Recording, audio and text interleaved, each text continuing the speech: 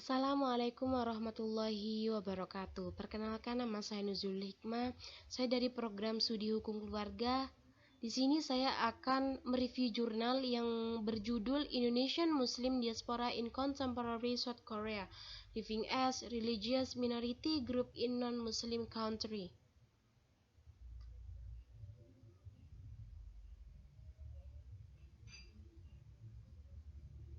Abstrak. Proses migrasi dan mobilitas lintas batas terjadi karena beberapa alasan atau latar belakang seperti politik, ekonomi, pendidikan, dan lain sebagainya. Hal itu membuat sejumlah umat Islam meninggalkan tanah airnya ke negara lain. Akibat migrasi ini, sejumlah besar Muslim menjadi komunitas diaspora di negara lain dan terkadang hidup sebagai kelompok minoritas agama di negara non-Muslim. Saat ini, sekitar sepertiga umat Islam di dunia hidup sebagai minoritas di sejumlah negara, baik di barat maupun di beberapa negara Asia seperti India, Jepang, Korea Selatan, dan lain-lain. Artikel ini membahas tentang minoritas Muslim Indonesia di Korea Selatan, tentang bagaimana mereka mempertahankan identitas mereka di tengah tantangan yang mereka hadapi sebagai kelompok diaspora dan minoritas, dan bagaimana perspektif fikih Islam membahas dan menawarkan pemecahan masalah melalui wacana fikih minoritas dan fikih kewarganegaraan. Melalui wawancara dan observasi, data menunjukkan beberapa masalah yang mereka hadapi sebagai minoritas di tanah non-Muslim. Sebagai diaspora, setidaknya ada dua jenis identitas yang mereka pelihara dengan baik: identitas budaya atau etnik, dan sebagian juga identitas agama. Dalam sebagian besar kasus, yang terakhir paling diperebutkan daripada yang sebelumnya. Di sisi lain, dalam konteks yang lebih besar, sebagai diaspora dan minoritas, ada beberapa isu krusial terkait masalah integrasi, kewarganegaraan, dan semacamnya yang masih bertahan dan perlu ditangani atau diselesaikan secara adil. Lingkungan. Ada 4 kota yang sering sekali dikunjungi diaspora Muslim, terutama Indonesia, yaitu ada 4 negara. Yang pertama, Itaewon. Itaewon adalah negara yang menyediakan toko makanan halal, termasuk Bancan atau yang disebut dengan makanan ringan. Kosmetik yang dijual di kawasan ini juga menekankan pada parameter halal. Dalam beberapa kali kunjungan ke Masjid Itaewon, banyak ditemukan wajah Indonesia atau Asia Tenggara yang ditemui di kompleks masjid, terutama di dalam ruang wanita masjid. Yang kedua, Busan. Busan ini adalah salah satu kota besar di Korea Selatan. Jumlah umat Islam yang cukup banyak membuat kota Busan ini cukup aktif dalam melaksanakan berbagai kegiatan keagamaan dan jamaah. Masjid di Busan juga menyiapkan kelas khusus untuk mu'alaf yang ingin belajar Islam sebagai pemula. Yang ketiga, ada Ansan. Ansan adalah kota di Korea Selatan yang memiliki sejumlah toko penjual makanan dan rempah-rempah Indonesia. Yang keempat yaitu Changwon.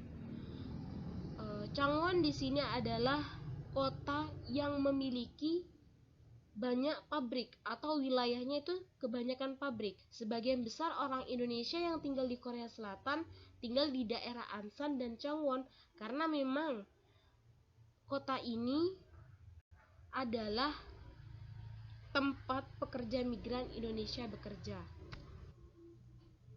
Selanjutnya, tentang minoritas agama dan identitas sosial.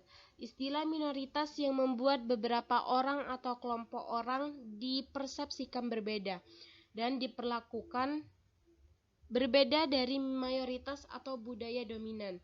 Berbeda dengan kelompok nasional, minoritas politik, sosial, atau ekonomi lebih kecil dari 2 atau lebih kelompok.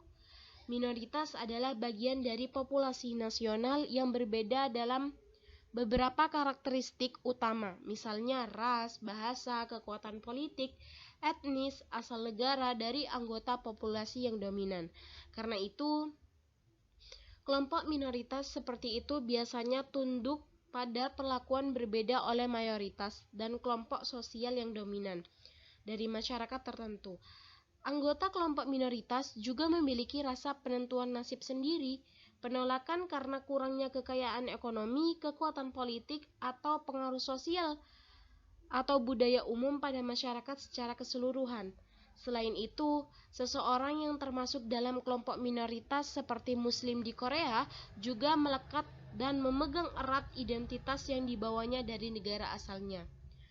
Umat Islam di Korea Selatan, termasuk umat Islam, juga mengekspresikan identitas mereka melalui pakaian, terutama perempuan, yang disebut hijab atau jilbab. Beberapa Muslim menghadapi beberapa tanggapan tidak ramah pada pakaian mereka yang tidak umum bagi kebanyakan orang Korea Selatan. Migrasi dan minoritas. Menjadi bagian dari kelompok minoritas, seseorang akan dikenali dari penampilan fisik, ciri budaya, kesamaan agama, wilayah, kebangsaan, dan bahasa. Seperti kelompok etnis minoritas diidentifikasi berdasarkan penampilan fisik dan atau ciri budaya seperti kesamaan agama, wilayah, kebangsaan, dan bahasa. Sedangkan identitas sosial dipahami sebagai perasaan seseorang tentang siapa dirinya berdasarkan anggota kelompoknya.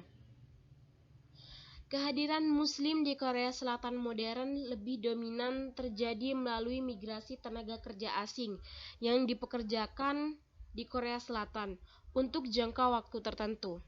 Secara umum ada 3 jenis pekerjaan migran, yaitu yang pertama, pekerjaan migran yang kurang terampil atau non-profesional dan train industri. 2. Pekerja yang sangat terampil, mereka memiliki pengetahuan, teknologi, dan keterampilan profesional.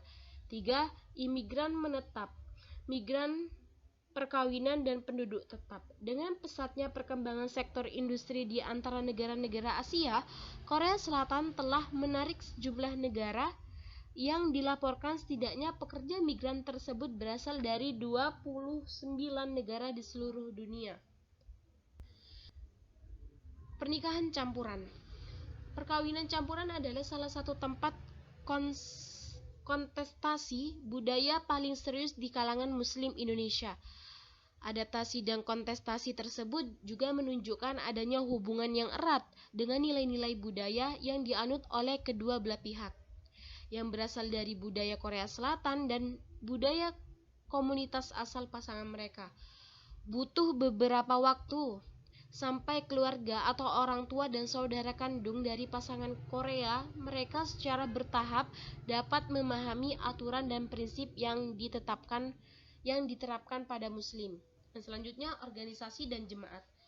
Organisasi Muslim yang paling terkenal di Korea Selatan adalah KMF, Federasi Muslim Korea Selatan, yang seperti organisasi hubungan bagi organisasi Muslim lainnya. Para pekerja migran Muslim di Korea Selatan saat ini memiliki kegiatan amal yang kuat untuk mendukung kegiatan masjid dan berbasis masjid. Para pekerja migran Muslim Indonesia menyumbangkan sejumlah besar uang yang memungkinkan mereka untuk membeli sebuah bangunan yang dikhususkan untuk masjid. Salah satu yang paling aktif dalam organisasi adalah Rumaisa, singkatan dari Rumah Muslim Indonesia.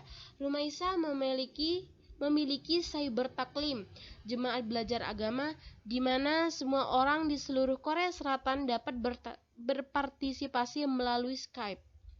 Topik yang disampaikan juga beragam, termasuk kelangsungan hidup menjadi Muslim di negara mayoritas non-Muslim. Rumaisa juga mendirikan sekolah khusus untuk anak-anak, yang kurikulumnya berfokus pada ilmu keislaman, bahasa Arab atau Inggris, dan pengajaran Asmaul Husna.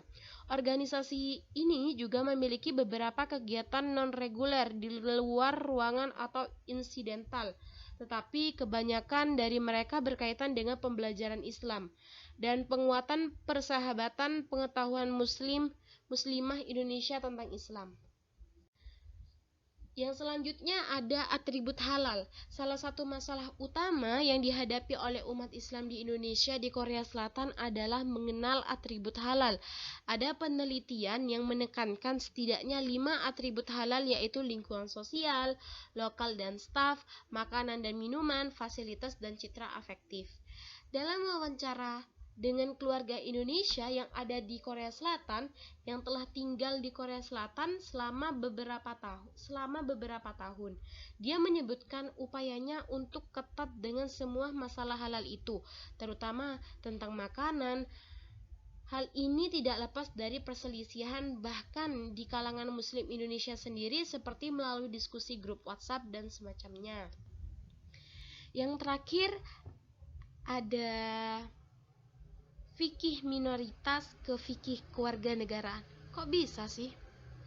Nah, proses pembuatan fatwa dalam prinsip-prinsip fikih minoritas didasarkan pada ijtihad selektif, ijtihad kolektif, dan kemaslahatan umum atau maslahah mursalah yang dapat berfungsi sebagai minoritas modern dengan baik. Bagi para pendukung fikih minoritas seperti Tariq Ramadan, ini telah menjadi strategi untuk memberikan keseimbangan antara menjaga identitas Islam dan mempromosikan kewarganegaraan yang bertanggung jawab, antara menjadi seorang muslim yang berdedikasi dan warga negara yang setia. Nah, mungkin itu saja penjelasan saya tentang jurnal kali ini. Kurang lebihnya mohon maaf. Wassalamualaikum warahmatullahi wabarakatuh.